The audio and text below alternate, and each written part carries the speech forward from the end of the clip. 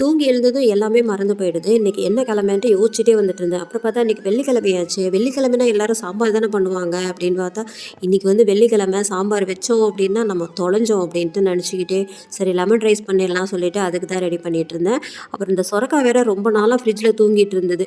சரி அதையும் வந்துட்டு காலி பண்ணலாமே சொல்லிட்டு அதை வந்து கட் பண்ணால் இதை விதை எடுக்கலாமா வேண்டாமான்னு யோசிச்சுட்டே இருந்தேன். ஏன்னா நான் சொரக்காய் வந்துட்டு என் லைஃப்லேயே ஃபஸ்ட் டைம் வந்துட்டு கூட்டு செய்ய போகிறேன். சரி நல்லா தான் வரும் நம்ம வச்சா அப்படின்னு தேங்காய்லாம் அரைச்சி ஊற்றி கடைசியில் பார்த்தா நல்லா தான் இருந்தது. நிறைய பேர் லெமன் ரைஸ்க்கு உருளைக்கிழங்கு தான் பண்ணுறாங்க. எனக்கு வந்துட்டு உருளைக்கிழங்கு என்னவோ செட் ஆகலை. நல்லா தான் இருக்கும், ஆனால் இந்த கூட்டு மாதிரி பிசைஞ்சிக்கிட்டு சாப்பிட்டா நல்லாயிருக்கும். ஏன்னா அது ட்ரையாக இருக்கும்ல ரைஸு. காலையில் இட்லிக்கும் வந்து தொட்டுக்கிறதுக்கு சுரக்காய் கூட்டே வந்துட்டு தனியாக எதுவும் சட்னி இட்னி எதுவும் வைக்கல. இதுவே வந்துட்டு சிம்பிளாக வந்துட்டு முடிஞ்சிருச்சு. நம்ம லெமன் ரைஸ்க்கும் தொட்டுக்கிறதுக்கு பண்ணிக்கலாம் அப்படின்னு சொல்லிட்டு நேற்று வந்து முட்டை வந்துட்டு ஃப்ரை பண்ணலாம்னு நினச்சேன் மசாலாலாம் வச்சு.